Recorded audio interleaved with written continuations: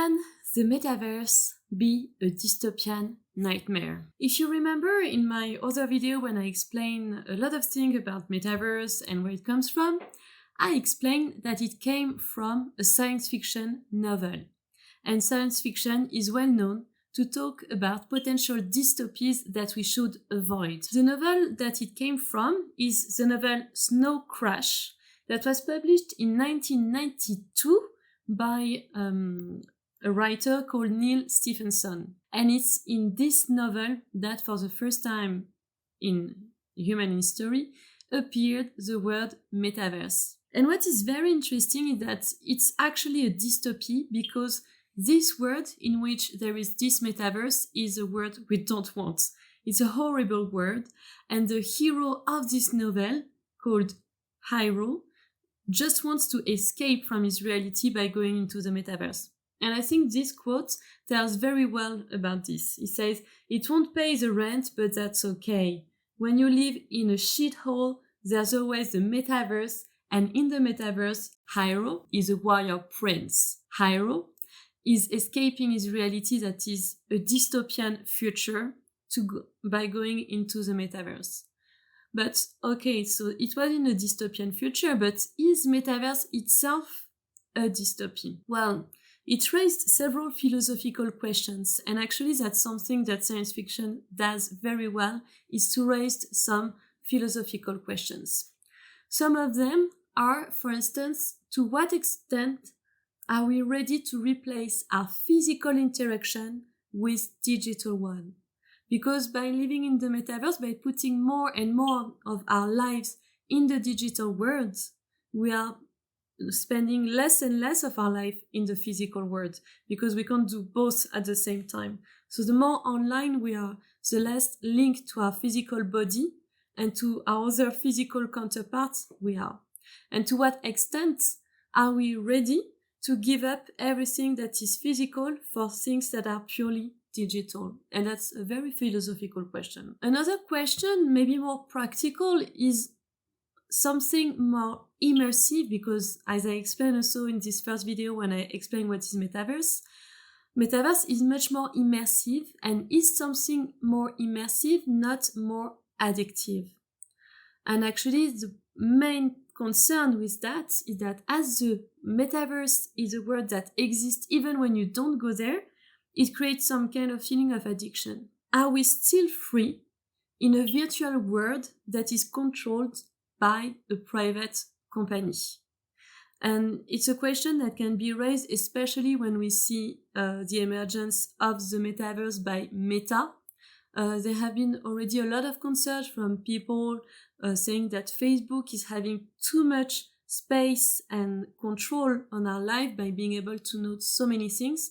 It's a criticism not only towards Facebook, of course, it's a criticism towards the GAFA, Google, Amazon, Facebook, Apple, and Microsoft, the GAFA. And isn't it a risk that we all go in the metaverse and end up in a world that is completely controlled by one of these companies? Aren't we giving even more of our own freedom? And another question, if we spend all this time in this digital fantasy world, and I think that's a question that is pretty well raised in Snow Crash, aren't we going to give up on trying to fight and make the physical world better? Because by just escaping reality, like when we escape something, we don't solve the problem. And by going into the metaverse, maybe we are not solving our needs and what needs to be solved in the world. And especially if we go in a metaverse that is controlled by private companies, it can be very concerning. I really like there was a movie recently that I really like that tells a lot about how diverse dystopian potential future. It's the movie Ready Player One. And I'm going to show you an extract here. As you see in this extract, the hero lives in a shithole again, like in a world that is very boring. And then he goes on the metaverse with his goggles, and there he enters a world that is absolutely marvelous and fantastic, the Oasis. This is a very similar story, as you can see, to Snow Crash. Again, a character that is escaping his shitty reality. When we talk about escaping reality, actually, I would like to mitigate that saying, because now in the tech world, we don't talk anymore about IRL, to say in real life when we are away from keyboard, AFK. Now we consider that digital world is part of reality. And somebody who says that actually is Mark Zuckerberg. He says that there is a physical world and the digital world, and the combination of the two is the real world. So maybe we are not escaping the real world, we are escaping the physical world, but still we are escaping something, and still we are not trying to make life better in the physical world. So I think it was a very good example of a metaverse that could be dystopian. Another very good example that I like, again, and I've quoted this example a lot when I've been presenting what is metaverse in my introductory video, it's Warcraft. So Warcraft has this characteristic of being extremely addictive. And figures show that, so 80% of the player will play at least once every 5 days. 75% of gamers will play on average 2 hours per day. 25% of gamers will play on average 5 hours per day. So imagine 3/4 of the people are playing 2 hours per day at least.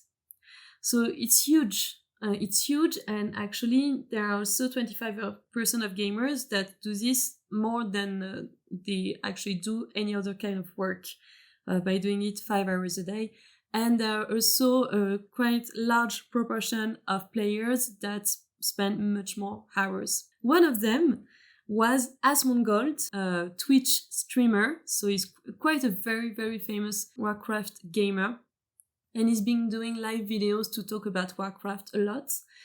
And actually, he did a calculation, and he's been playing so much that he calculated that it was the equivalent of 6 hours a day during 5,720 different days. So yes, he admits himself that he has been completely addicted to Warcraft. He's been playing for years and years and years. Well, in his case, it became an actual job because he started doing live streaming, but still it shows how big of an impact on his life a metaverse had. And actually, big news, Asmongold quite recently did rage quit Warcraft. And he's not the only one. There is another very famous personality in blockchain that also quitted Warcraft, but I'm going to talk about this in the next video. So yes, Warcraft, a very, very good example of how addictive a metaverse can be, and the fact that I think it can be dangerous. We've seen that metaverse can be quite scary and very addictive. What is interesting though is that there are some initiatives out there to try to turn this dystopian nightmare into something positive. And one of those initiatives is the one of Niantic, which is the developers of all the augmented reality, of the most famous augmented reality games. So you probably know Pokemon Go. So they are the team that developed Pokemon Go. And the CEO of Niantic said something quite interesting. He said, "The metaverse is a dystopian nightmare." I quote, "Let's build a better reality. We believe we can use technology to lean into the reality of augmented reality, encouraging everyone to connect with people and the world around us." I'm going to show you their video. So you can see here, it's their promotional videos of their new launch. And basically they're showing some example of their future games to come. And as you see in this video, the kids are all in movements. And for them, it's extremely important that that's really their vision, to create games that make kids walk and go out. And as it says here, connect with people and connect with the world. And I think it's interesting because we could still call those augmented reality experiences metaverse. What is interesting is that it's not purely digital, it's a mix between digital and physical. again, we come back to this vision of maybe reality that is a mix of the two, and we are taking it even more to the point by talking about augmented reality. Metaverse can be a dystopian nightmare because of its characteristic of being extremely addictive, because of the fact that it's controlled by private corporates, and because of the fact that people might use this to escape their reality and forget to act and live in the real world. But there are some initiatives to fight against that. I talked in this video about the augmented reality as one of the options, but I'm going in the next video to talk about another initiative to make the metaverse a utopia and not a dystopia, and these initiatives are blockchain based. So I'm going to talk about this in the next video, so please subscribe. Don't forget to click on the bell to be sure that you will receive a notification when the video is out, and see you in another video.